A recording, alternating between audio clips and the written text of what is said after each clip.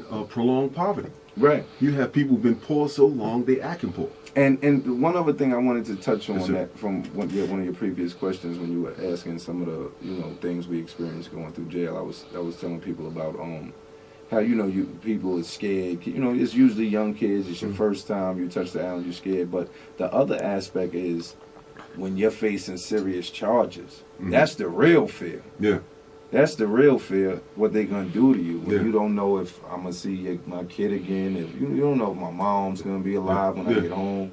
Am I going home? Am I going to go to trial and win, lose? Like, you just don't know. And that, my people, like my brothers, that is like one of the things I stress the most to you.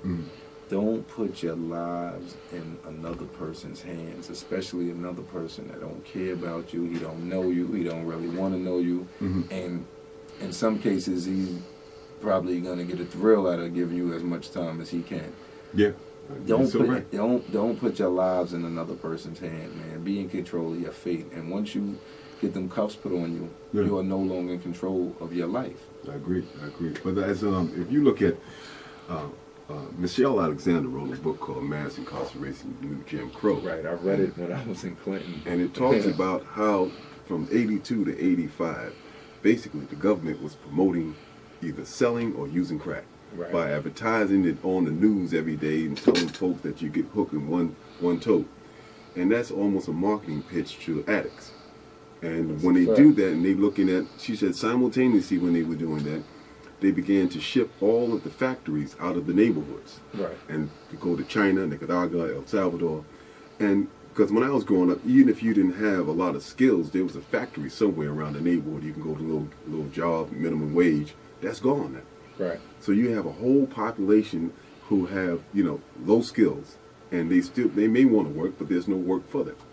That's a fact. And so I think we have to start thinking about brothers like yourself. And it's imperative that we address that, because I feel like that's when bad things happen. Because as a man, being home, no job, you're looking for a job, not succeeding, after a while, not having money, going through that daily, it can lead to depression and or just different things. It can lead to anger. It all depends. Everyone is different how they channel their anger and how they handle disappointment. But and that that often leads to drug use. Yeah. That often leads to crime. And it leads to you laying up, doing nothing, woman pregnant, now another kid. You know what I mean? Like, it's so much is connected that we can't skip one issue, but we gotta get it popping. But it's gotta be a collective effort. Well, that's why we have to strive towards creating jobs for ourselves. That's a fact. Because no one seems to want to begin to service this population who are formerly incarcerated. So we have to figure out how can we service them. And I think groups like yourself and the Incarcerated Nation, my organization Harlem Restoration, we are striving to do that. And we want to thank you for being a part of that, because when you have people who have a following and they get behind these type of issues, I think it can be heard throughout the whole nation. I mean, that's something that I'm glad to do. I appreciate you thanking me. I thank you for having me. I mean, we've been through the same struggle, so there's no need to thank me. I just feel like that's something I want to do. At the end of the day, I take responsibility for what I did. I took a life. I took the life of a black man. I feel a way about that. The judge sentenced me to 14 years. I did that, but I didn't really have a choice about that. Basically, well, I was mandated to do that. I did that.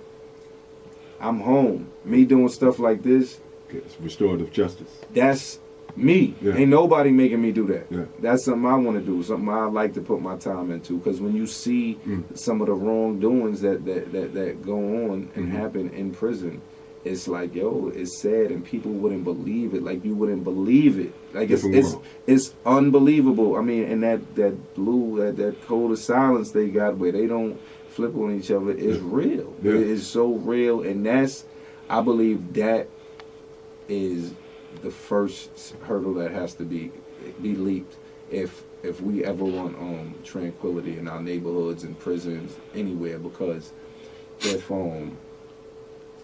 if they're not held accountable, and if the good cops just turn away and turn a blind eye to the BS, then what's justice? You don't stand for nothing. one of the things I realize is sometimes men and women in prison can lose their humanity. That's a fact. And they can just, go into a beastly like lifestyle and normalize it. And I think we've done that in the prison system. We got, close to 54,000 people locked up in New York State, and sometimes they can act other than themselves. That's a fact. And man, you already know some of the things. I mean, I don't even want to speak on it really. Yes, I mean, it's just some, like you said, some horrific acts you will see. Yeah, man's inhumanity demand. Right. And in some way, in some situations, it's part of survival, but in some situations, it's savage life.